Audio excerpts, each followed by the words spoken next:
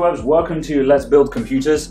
We've got one that we've been looking forward to for a while now. I've got my friend John with me. Say hello, John. Hello, John.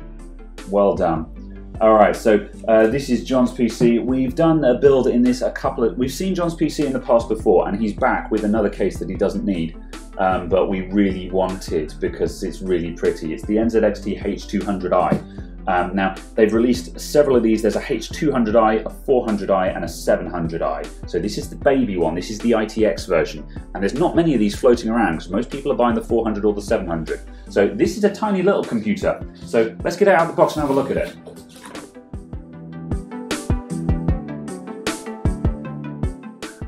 Right, so as you can see, this thing's tiny. I mean, I did a small computer build recently on this channel with the Corsair 88R. Which was a micro ATX case. This is a mini ITX case, so this one is smaller still. Now, in terms of actual measurements, we're only talking about an inch or two, but when you actually see it in real life, it really makes a difference. Those couple of inches lower just makes such a huge difference. Before we get started, because we've got some available, I'm just going to do a quick side-by-side comparison with some other cases. So we've got the computer that we're going to be working with before we build this one. This is an NZXT S340, very common case. We've seen it on this channel several times. So this is what I consider to be a compact case, and as you can see, it's enormous by comparison.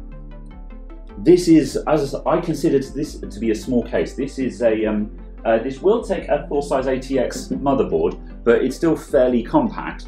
So this guy is tall and thin, and as you can see, if we put it side by side, actual dimensions widthways are not insubstantial either. You can see it actually sticks out a good, what, 3 or 4 inches there as well. So our overall dimensions are drastically smaller than a standard size case. And then also, just for good measure, we've got a cheap ATX case here that we'll do a quick comparison with. Thank you, handsome assistant. So this is just a Cooler Master Elite cheap and cheerful ATX case. So this guy is also quite a compact case, and as you can see, we're considerably smaller on all profiles there. It's a little bit wider, but because the height and the depth is smaller, this thing just looks absolutely tiny by comparison. And the important factor of this is that you can sit this on a desk and it's not going to take up any space. Now, a lot of people, when they want desktop computers, they generally go for sort of the cube style computer. And I'm not a huge fan of cube computers, but this gives you the tower layout and still gives you the really small profile. So yeah, you can see the kind of sizes we're working with here. However, unfortunately, we do need to step down to ITX for this one, so we do need to actually make some concessions there. So we're going to do a build in this thing, and we'll see how well that goes, and we can give you a bit of a tour around the rest of the case as we go. So let's get cracking. Nice. Alright, so with the side panels off, we can get a better look at the internal layout. And as you can see, it's kind of a classic layout for NZXT. It's very similar to the S340 in its basic layout, in that you've got a full enclosure for the power supply, and then you have this kind of strip up the back. Only on this series, the strip goes along the front, down the back, and then back out again. So it's a full kind of feature thing. Now, this is actually removable as well. If we remove this screw down here and this screw up here, you can actually take this out, which makes this really easy to modify. You can respray it, recolor it, or whatever. You can leave it out entirely if you don't want it, or you can just take it out while you're building in the case. Personally, I'm inclined to leave it in for the time being, but it is interesting that it is actually removable, which is a nice touch. I like cases that give you the option to change the internal layout and customize it how you see fit. One of the things I did like this feature on the Corsair 400C that I have on my workstation, where the power supply enclosure on that one is actually removable as well, which is really nice because it's up to you whether you use it or not. You know, they want you to use it, but it's completely your choice. So if we quickly tip over onto the top, we've got a 120mm fan up the top here. And this comes with fans pre-fitted, and it is also grilled as well. My common complaint about the S340 is that it does not have a pretty top grill, and there's nothing you can do about it. Whereas NZXT have obviously listened to that criticism, and as you can see, we've got this really nice sort of gradient grill here. which looks fantastic. And you can either put a fan in there or you can leave it empty and it's still going to look good. Then front panel wise, standard issue, hard drive light, audio, 2 USB 3s and the power button there. This is pretty standard NZXT stuff. Again, power button's got a little bit of, bit of a rattle on it, but who cares about that? So yeah, the USB 3 ports, they look reasonable quality. And based on my knowledge on other NZXT cases, I've no reason to believe that these will be particularly flimsy. Obviously, the strength of a front panel is a very obvious indicator of the quality of a case. And I haven't seen these break before, so I've got pretty good hopes for those. Then round the front, we have actually got space for a full height water cooling rad. And this is where this case starts to get a bit crazy, because we have an ITX sized case that you can fit full size water cooling into. And we are actually going to be putting in an NZXT Kraken X52 that you can see in the background there. So we'll be putting that to the test and seeing how feasible it is. It is supposed to fit, but it is going to be a bit of a tight squeeze, I believe. So to round up the topic of utility, in terms of drives and such like, officially we have space for 3 2.5-inch bays. We've got one on show out the front here, and then there's 2 round the back on the back of the motherboard tray here. And then in addition to that, we've got space for a single 3.5-inch drive that gets mounted down here. And that is just simply attaches to rails on the bottom of the case here. So you put it on the bottom of the case and screw it in from underneath. So very rudimentary mounting system for that. But such is, it doesn't really need to be much more exotic than that. To be honest, on computers like this, we're kind of at the stage where if you have more than one 3.5-inch drive, you're doing something wrong, because you should have a storage drive and you should be using an M2 SSD mounted on your motherboard. But that's not what we're going to be doing with this one. We are actually going to be cramming in some extra hard drives on this one, and I'm going to show you how we've modded those in, and we'll find out how well that works out as well. And then around the back here, we've also got some other stuff on show. You can see this cable guide that we've got bolted in position here. This thing looks really nice, and it basically helps guide your big cables, like the ATX power cable, the big heavy ones that never want to sit straight. These are all in place with Velcro tiebacks, which is nice as well. So those are all there to channel your big cables up to the motherboard. We've also got this mysterious box here as well, which is actually an RGB LED controller. Now we'll discuss more of that later on down the line, I believe. We'll get this all up and running, and then we can explain what it can do and what it can't do. It also functions as a fan controller. So all the stock fans that this thing has come with, the one at the top and the one around the back, can plug into that. And then in addition to that, this thing is designed to be used with the Kraken water cooler, as I mentioned, which has space for some more fans. So theoretically, this thing should be able to control all of its own fans. So we'll be taking a look at how well that works as well. And to complement that RGB LED controller, we actually have built-in LED strip up the top here. And then this cable at the front, this is for optional extensions that you can buy to add in additional lighting. However, on this 200i, theoretically, that strip along the top should be all we need. We shouldn't need anything else. So I'm looking forward to seeing that thing in action. I want to see how bright that is. So let's get to building and we'll check it all out. So the other thing that I wanted to point out as well is this is the side panel from the S340 that we saw just then. Now, as much as I love the S340, one of my complaints about it is it looks fantastic in white, but this gloss white finish on it does have a horrifying dishwasher look to it, as I call it. They do kind of look like white goods, which has always been something that bothers me about the S340. And interestingly, NZXT have actually combated that with a completely different paint finish. Now, excuse the appalling lighting that I film in. However, as you can see, we've actually got a completely different tone of white here. We have a much more natural white here rather than the glacier white on here. And it's a matte finish. So the combination of that really breaks up the color tone. So as I said, I hope that's coming out on the final thing. But when you see it in real life, it's like the difference between, like a BMW white and just some Vauxhall Astra white kind of thing. The difference in the quality of paint is stark when you put them side by side, and it really just gets rid of that horrible white goods dishwasher feel to it. So again, the new paint job looks spectacular.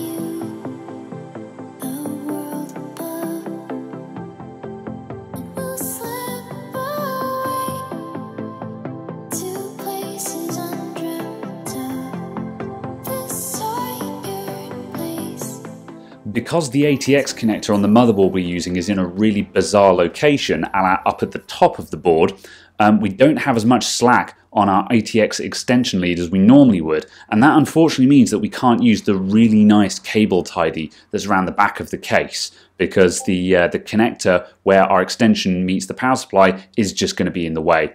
However, thankfully, you can actually remove these tidies as well, which again is one of the really nice touches on this case, is that if there's any feature of it that you don't want to use, you can just take it out. So we would have wanted to use these cable tidies, but in this instance, we're going to drop them out.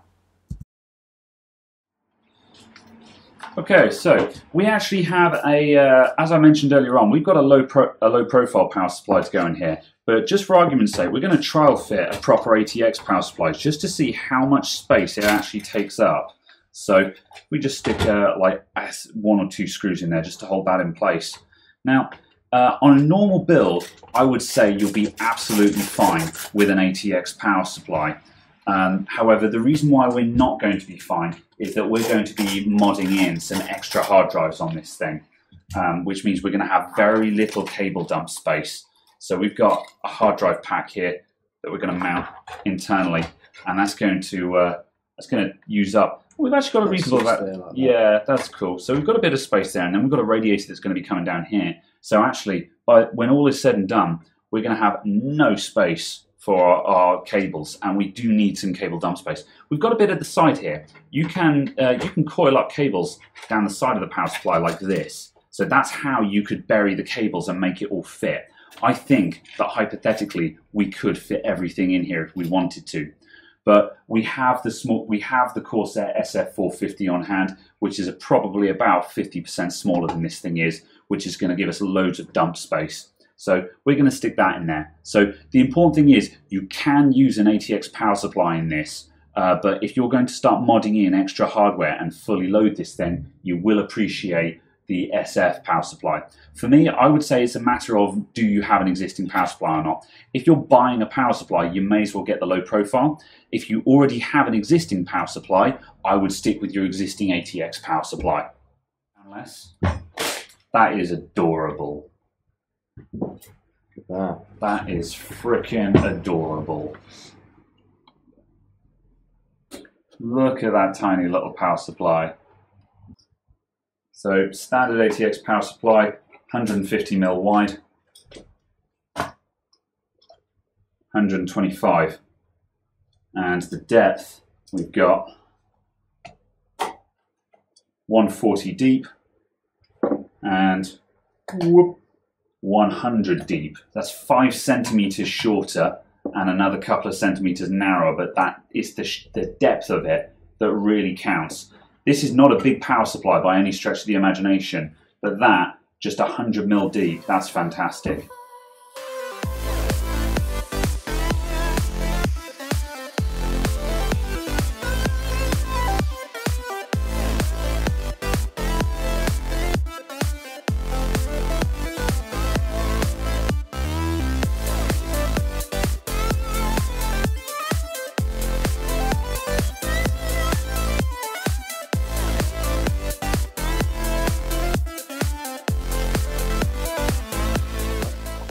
Cool.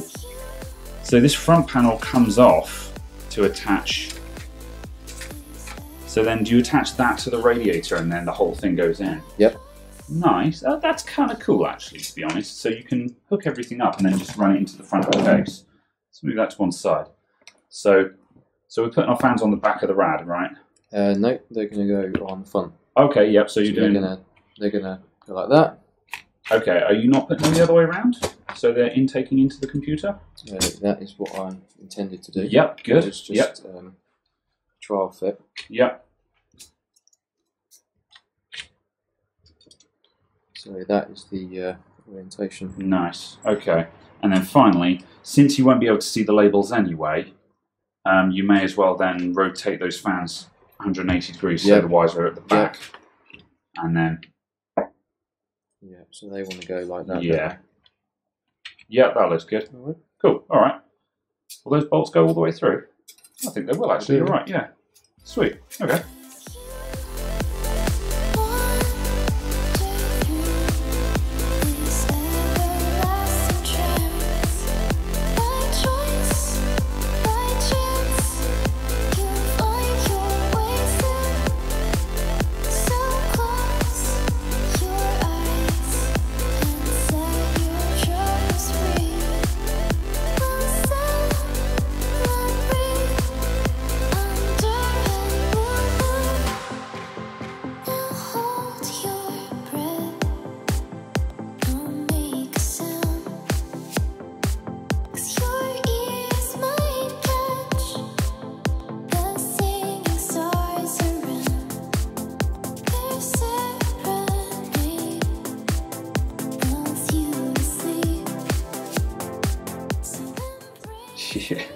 Right, so what are you doing with your hoses then? Are you going to let the hoses go down and up like That's that? the only choice I've got. Yeah. Yeah. If this wasn't a problem, I would. Yeah. You can't. They don't fit over the top of the fan. Yeah. Well, they're very long. They're designed to fit in a larger case. I think you could. I think if it wasn't for the hard drive at the bottom, I would like to orientate that upside down so that the hoses may be swooped up. Yeah. And you just had a little swoop visible there, but there's nothing much more you can do with that. That's not bad though, is it? It's nice that we've got these swivels on them. Things. Yeah. So, yeah. That's absolutely fine. I mean, when the graphics card's in, they're going to. Oh, of course, yeah. Like that, aren't they? Yeah. That'll be all right. That's fine. We've got to do a lot of things out of order for this build, but yeah, as you can see, suddenly look at how all of that space that we had earlier on has just disappeared, completely vanished, which is blowing my mind. All right, so we've got now. Normally, you're supposed to have a single 3.5-inch mount that goes on the bottom there. We mentioned this earlier on. You put your hard drive at the bottom and you screw up through the bottom of the case. Now, John has very cleverly, he's got 2 Western Dig Reds here that we're putting in. And what he's done is he's got these 2 metal plates and we've drilled holes through, John has drilled holes through the side of them and bolted these hard drives together.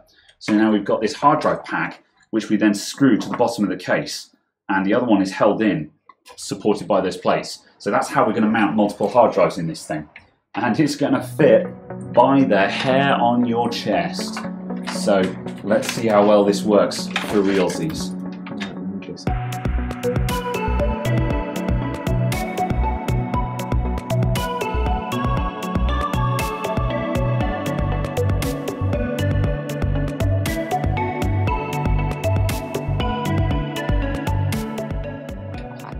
Blue lad. It fits though. If I fits, I sits. Alright, so now we've got a little bit of, let me just tilt that back again. So as you can see, we've got some extra empty space there. So we've got space to cram all these cables into the back now. So it's all going to go in. However, at this point, I'm pretty adamant that we would not have gotten away with the ATX power supply. Theoretically, I think that can be done, but I don't think it's a fit that you actually would want to do. It's just a case of you'd cram it all in there, but you'd feel bad, you know. So, right, okay, so everything is in. So we now need to make sure that we've got the serial ATA cable going around to the front for our SSD, and then we can actually start plugging stuff in, which is good because I hate all these wires that we've got going nowhere. This is all out of order for me. This is not how I build computers normally, but it's the only way that we can actually get this all in. So what commenced next was essentially a trial of tears as we threaded all the cables into place and tried to get them all connected without having a horrifying bundle of mess everywhere. This was not entirely the fault of the case, it was mainly the fact that the motherboard we were using had such a bizarre layout on it. However, the compactness of the case was not helping. But, of course, had we not had a bizarre motherboard, we probably would have been absolutely fine. So, nothing doing to the H200 here, it was just the issue with the hardware we were putting in it. I think actually this is going to be easier to poke them through one at a time as we need them. Because at the minute we've got a big bundle and they're going to cross over each other. Yeah. So I think if we start the top of the board, because if you go start the bottom, you can't get the cables cover up the connectors. Yeah. So if we pull everything out, put Christ, SATAs in first. Yeah. This SATA can be done last because it's, well... Yeah, no, you're right. That SATA is last. Bloody hell. Yep. Mental, isn't it? Yeah. Right, so let's take...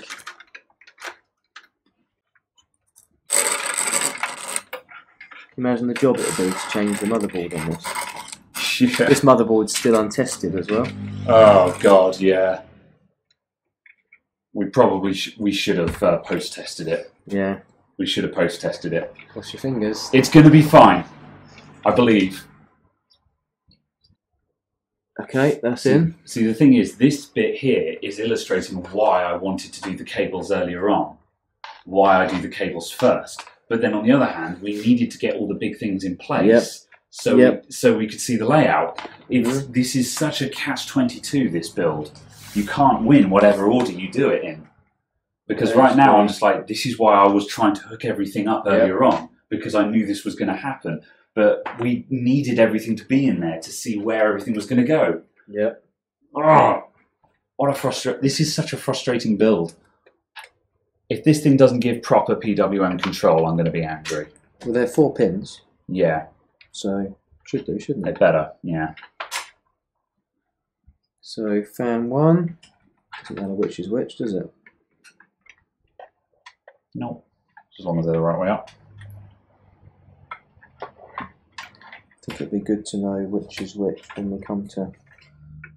In the software, I don't know if you can label them and know which is rear, which is top. I'm going to say now, I think we should drop the 2.5-inch cage out. That gets us another couple of mil for cable. Yeah. Because then, basically, once all this is wired in, we can just fold it flat against the back. Don't need it. Right, so that's one fan. Oh, okay. The other fan is this one.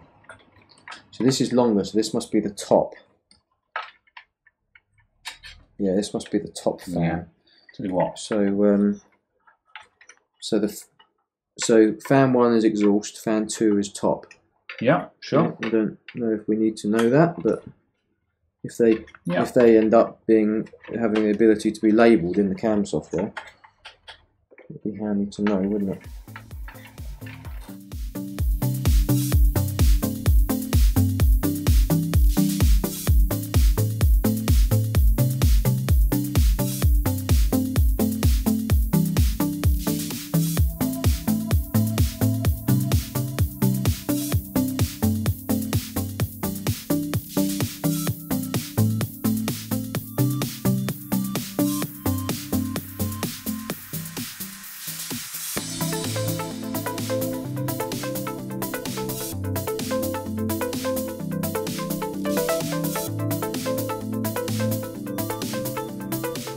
And now, with everything plugged in, we turned it on and the nightmare happened.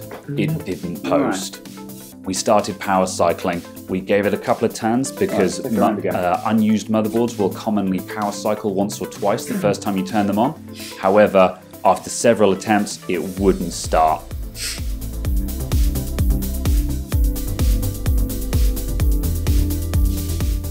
Okay, no problem. Right, okay, bare boot. So what we're going to do, we're going to unplug a load of stuff. So we don't need to pull all our cables out that we've just spent a lot of time plumbing in. We just need to disconnect them. So, right, graphics card is coming out first.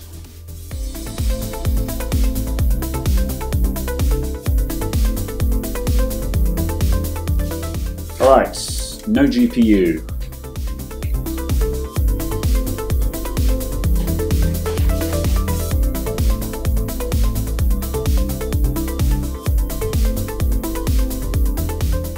It's not going to be a BIOS reset jumper because I think those jumpers are these fellas down here that are all clear, so there's definitely no BIOS reset jumper set on this motherboard. It's had a BIOS reset in virtue of the fact that we replaced the battery on the motherboard before we fitted it.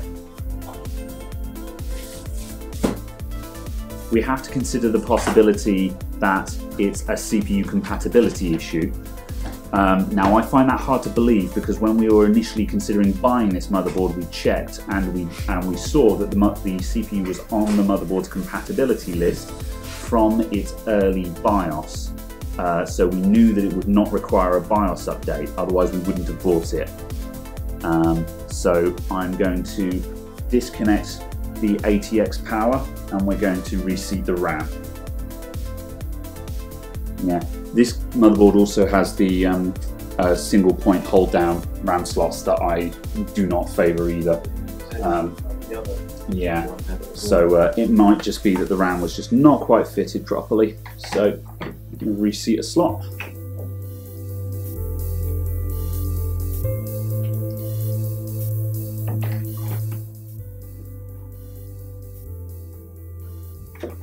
She's fine, it's the RAM. I could go for that. I put that in. That's alright, it looks fine to me. It looks fine. This is why we don't panic. I was fucking panicking. Yep, don't worry. This is the point where I'm just like, don't worry, I do this for a living. Yeah. And I've done builds, I've had builds that have not posted before. The first step is do not panic, you know. However, you know, there was that horrifying moment where you're just like, we didn't test the motherboard, but I want keyboard and mouse. No, this bit's staying in. Is it? Yep. This is one of the valuable bits where, like, we don't get to show this very often, and even I cut out the bits that went wrong when making videos. But now and then, this is one of the most valuable things that you can show on a YouTube channel, is that stuff goes wrong. And sometimes you can spend all day on a build and it doesn't start. And she's fine. It looks like we had a bad, it looks like we just had, I think we've got fussy RAM modules, yeah. So yeah, the slots are a bit funny. That's okay. So F1 run setup, let's just make sure that we seal the RAM. Alright, so as you can see, we've got, in the top right, it's showing our i5 4690K, and it's showing 8 GB of RAM detected, 8192 megabytes. So that dude is happy as Larry, and it's detecting the RAM properly as well. So this thing is fine. It looks like we just had some bad connections on the RAM modules, and then we can go ahead and panel it up.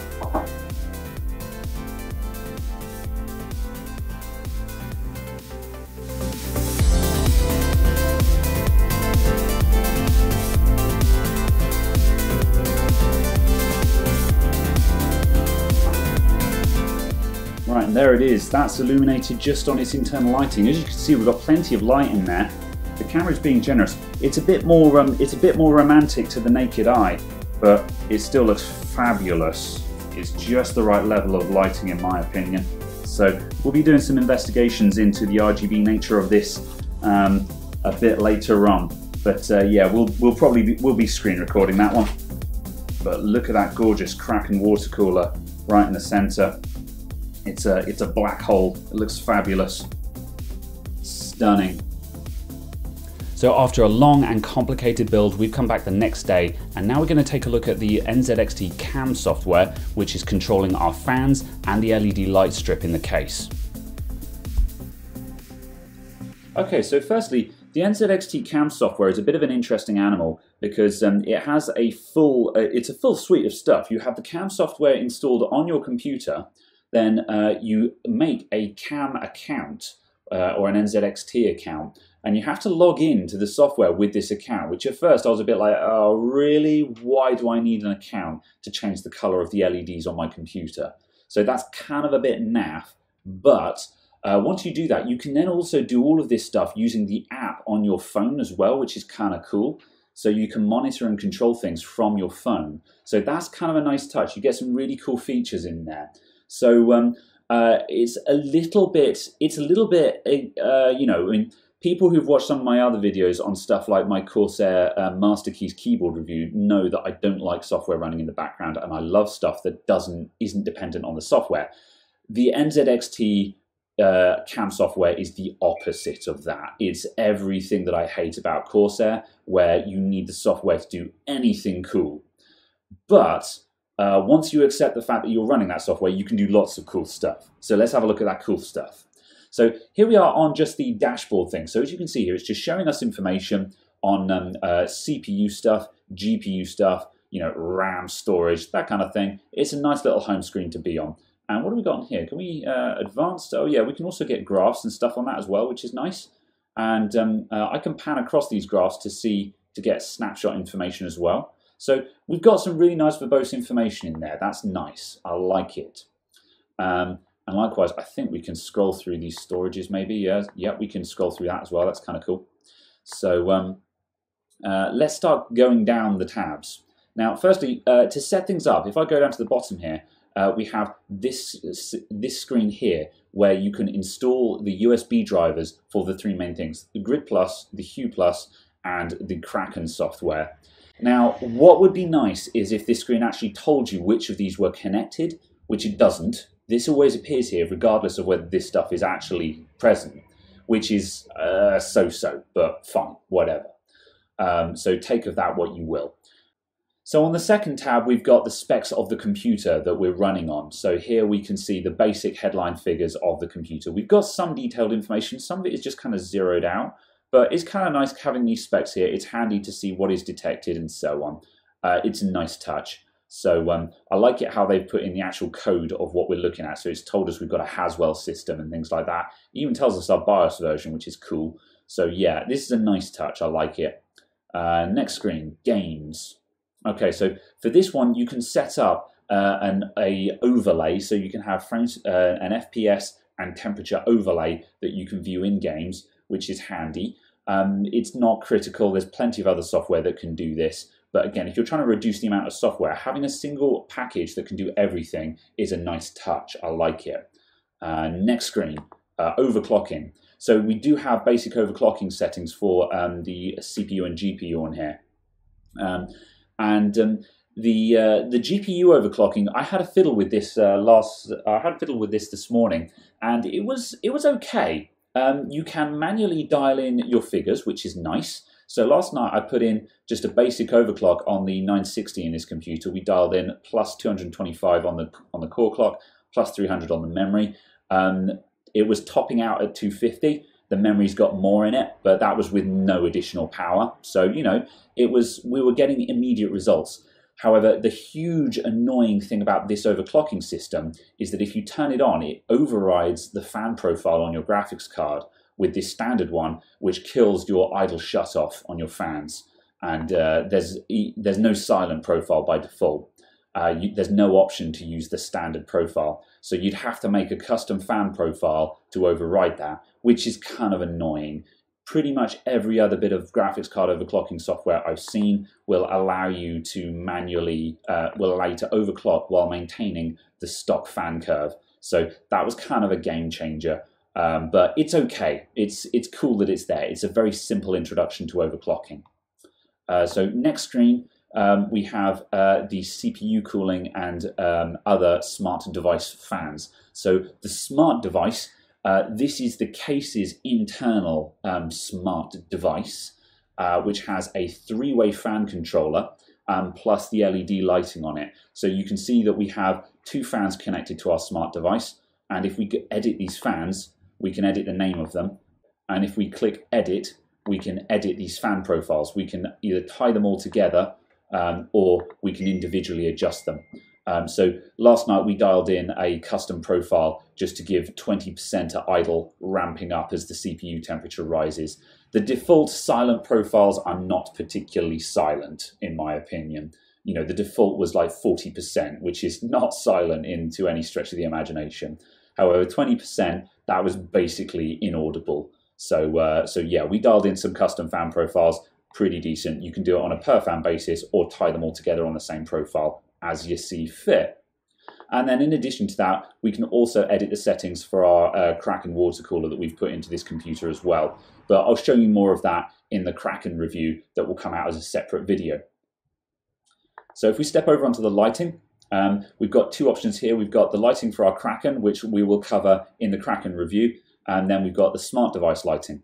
So at the moment, the smart device can have up to 4 LED strips attached to it. You can also attach the NZXT air fans, which have the RGB rings on them.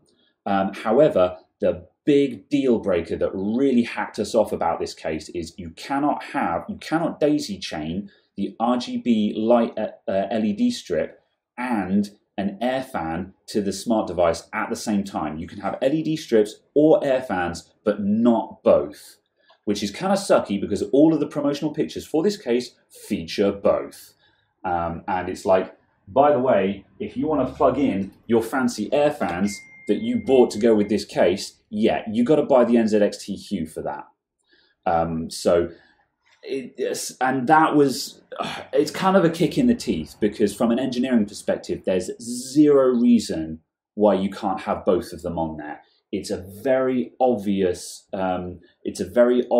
marketing ploy that means that the NZXT Hue controller is still a must-have device if you want the fancy RGB fans and fancy light strips. But that much being said, as you can see, this case looks okay without the RGB fans, so we've opted for that. But as I say, I'm not letting that go because, as I say, that was not made clear.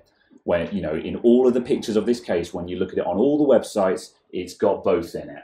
So yeah, we were not particularly impressed in that, but fine, whatever, we'll let it go. So moving on, let's have a look and customize our colors. So if we click on this LED light strip, now what we did, we plumbed in a natural white color because as we mentioned earlier on in the case review, the actual paint job on the case is a natural looking white. It's not an iceberg white, it's not glacial white, it's a slightly champagne white. It's not yellow, it's just a natural colored white. And we actually found that the pure white of the lights at full brightness was actually a bit too blue, especially because we have red accents in this case. So we dialed in a natural white tone. And so we can put in, and we set that to fixed. However, we've got all the usual stuff in here. So if I hit breathing on it, so let's just switch to a standard profile. Let's go to default, and we get blue lights. So there's our blue lighting. So we can change this to any color that we want. We can change it to full brightness white. Bam, full brightness white. And you can set that to breathing, where we will get the pulse in, pulse off. Now it's worth noting that in the software, this was very easy to understand, but you have to click apply to see anything, which is kind of annoying. It doesn't preview any of it. You have to click apply to see any of the changes you're making, which is a little bit annoying. I like to be able to preview stuff. I like to see what it's doing. It doesn't even preview it up here like the Corsair software does or anything like that, but you know, such is. So we've also got all the other typical things that you'd expect to see. So we've got marquee, where as you can see we can have a bit of a Knight Rider light, and then the covering marquee, which is a cool one that NZXT do, whereas you can see it fills and then empties on a per color basis.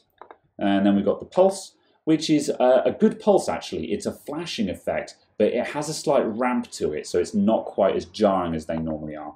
Then, you know, we've got the other usual disco RGB stuff, which I'm not going to indulge because I believe that the purpose of RGB is to style your computer, not have it look like a Fisher-Price disco.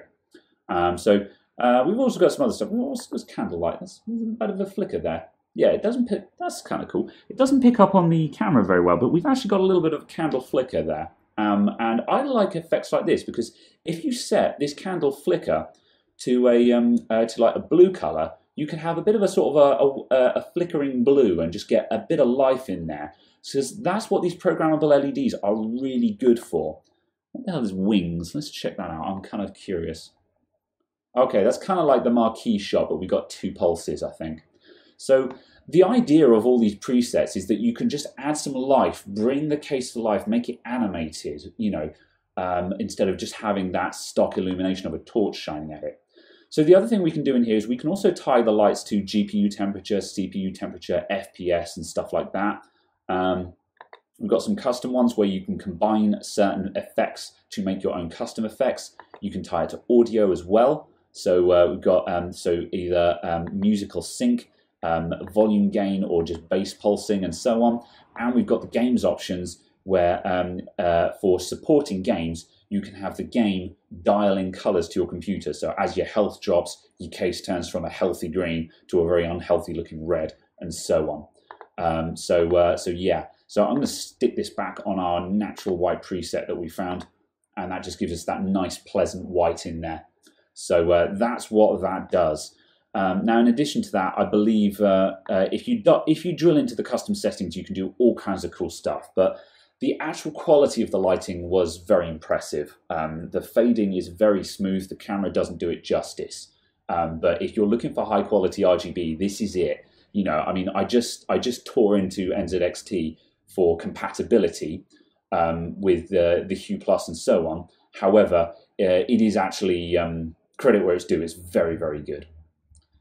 So let's switch back to the next thing. So now this brings us on to the adaptive controls. Now this is a party trick of the smart device in the case, where it can analyze your computer and automatically create fan profiles based on ambient noise and load and so on. Now, this was okay. It was awfully clever. We ran through calibration. It took about 90 minutes to calibrate. It shows us the preset values and what the adaptive managed to get for us. However, I then immediately dialed in custom fan profiles and made it even quieter. So it's very clever, but I don't think it's actually very useful. You know, like it even shows us the noise. It's got a microphone in the smart device and it shows you the noise of your fans and things like that. But I just didn't think it was useful. It's a really cool feature, but it's not useful. So that's my opinion there. But that's not to knock the smart device altogether, because it does create a very good fan controller. And so that brings us back down to the bottom. The other features of the cam software, you know, we can do snapshots. We've got a night mode up here, so you can do your Discord effect on it and have it on night mode if that's your cup of tea. You can also set notifications in the settings, which will give you alerts if certain temperatures go out of range and so on. And you can change the accent color on this, so everything you see that's blue, you can make that red, green, whatever color in the spectrum you want, so you can theme it all. So overall, I am very impressed with the cam software. It's very, very richly featured. However, one of my beefs with it is that it has to be running to use any of the features of this case. There's no manual override. And sometimes, like when I did my review of the Phanteks P400, there was a certain satisfaction of just having a button on top that changed the color of the lights. So make of that what you will. But very good software. It is very impressive. It's very easy to understand. It's very easy to learn. By comparison, I find that the Corsair software is very complicated. It is also extremely clever, but it's very complicated. I prefer the layout and design of the cam software. And yeah, I like it a lot. So I think NZXT have a better product here than Corsair. However, you pay a premium for it. So it depends on how much money you got, basically. So that summarizes our walk around of the cam software. So with that in mind, we are all done with this one. Overall, it's been a very interesting build. This computer has kind of reinforced my prejudice against building small form factor. It was just as nightmarish as I remember, despite having very modern stuff to go in it. But if you had a quote-unquote normal layout motherboard and you weren't trying to cram 2 hard drives into this and all sorts of things like that, you'd have a much better time. However, as a case, it's a work of art, this case. It's quite expensive. If you're on a budget, this is not the case for you. However, if you want to build a really good looking computer, these cases are definitely your cup of tea. You can fit more or less anything you want in them by various means, and you're going to end up with a stunning looking computer on the outside. So past that, thank you very much for watching. I don't think it's the last we've seen of the NZXT HI series on this channel. Goodbye for now.